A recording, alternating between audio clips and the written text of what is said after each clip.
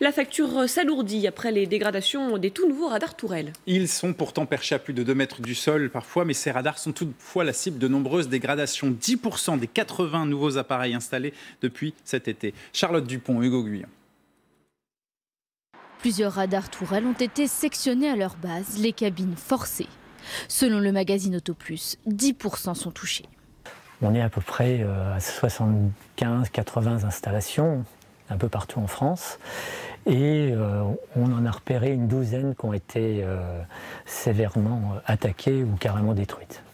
Ils étaient censés remplacer les radars détériorés par des gilets jaunes qui avaient dégradé 75% du parc. Les radars tourelles sont présentés comme intouchables par le gouvernement, grâce à leur taille notamment, près de 4 mètres de haut. Cette cabine avait été encore renforcée pour résister aux assauts des gens pas contents. Là, on a carrément des cas flagrants où ils ont été découpés à la visqueuse.